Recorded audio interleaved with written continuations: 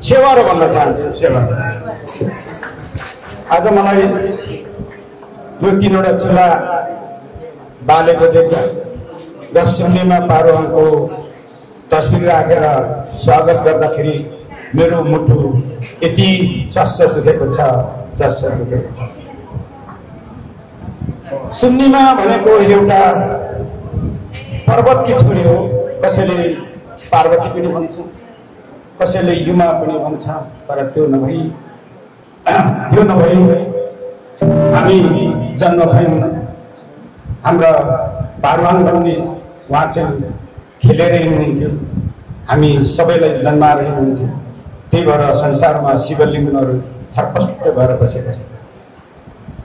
र अर्को कुरा के भन्न चाहन्छु भने आमाले हामीलाई जन्म दिनुभयो, कति दुःख कष्ट गर्नुभयो। सबभन्दा पहिले सिकाउनुभयो हामीलाई फिटकौली, त्यस पछाडि सिकाउनुभयो धनुकाँड।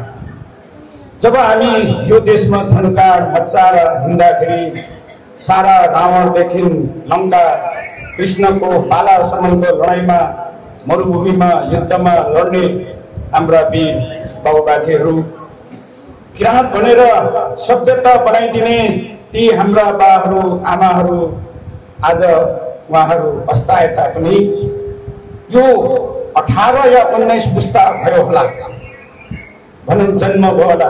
त्यसमध्ये यो देशलाई श्रमदानले भर्नुपर्छ, श्रमदानले गरेर मात्रै देश बन्नुपर्छ भनेर ज्ञान लिएर आउने हाम्रा आद्य पिताजीलाई म जोरदार ताली दिन चाहन्छु। सुन्नीमा भनेको एउटा के हो भने हाम्रो चेतना आएको भन्ने हो। पारुवाङ भनेको एउटा अदृश्यता हो। हामी ती बिउबाट जन्मेका सन्तान हौँ। त्यसले गर्दाखेरि आज हामीले जुन शिर ठाडो पारेर र 3वटा चुला भनेको के हो भन्नुहुन्छ भने आगो, पानी, हावा, यीलाई चाहिँ साँची राखेर यो चुला जलाएको हो। त्यसले गर्दाखेरि एकचोटि हाम्रो शिव के अरे पारुवाङ पनि सिकिस्ती बिरामी हुँदाखेरि आमाले कदमको तेल दियो बालेर राखेको थियो। त्यसमाथि जब त्यो दियो बालेर राख्दाखेरि के भयो त भन्दाखेरि जमातले आएर सोध्यो तपाईँको श्रीमान त सिकिस्ती छ, म लान्छु भन्दाखेरि होइन होइन अहिले नलानुहोस्, भोलि लानुहोस् भनेर भोलिपल्ट कदमको तेल बढी राखेर त्यहाँदेखि 3वटा चुलाको के अरे मसो चाहिँ निधारमा लाएर ल्वाङ र अजमरी फुल, मखमलको फुल बुनेर राखेपछि भोलिपल्ट आएपछि ल तपाईँको लान्छु भन्दा पक्नुहोस्, यो सुकेर मात्रै लानुहोस् भन्दाखेरि त्यो सुक्नु पाएन। आज पाएन, भोलि पाएन, वर्षौँ नसुक्दाखेरि हाम्रा ती बुवा शीर्ष पारुवाङ चाहिँ निको भएर चाहिँ यो दुनियाँ हामीलाई बनाएर ढुङ्गा माटो जसरी लडेर गएको छ, पानी जसरी आएको छ, त्यो जस्तै तिमीहरू पनि बाँचेर जाएर लडेर यही ढुङ्गामा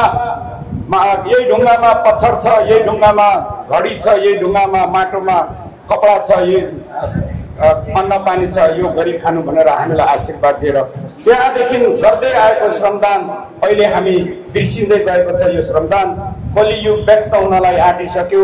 अन्तमा भन्न चाहन्छु अबको 5 वर्षभित्रमा यो कलियुगलाई व्यक्त गरेर सत्ययुगको एउटा पाना खोलेर इतिहास रच्ने बेला हामीहरूको आइसकेको छ, आइसकेको सेवा भन्न चाहन्छु। यति भन्दै मेरो 2 शब्द अन्त गर्न चाहन्छु। धन्यवाद।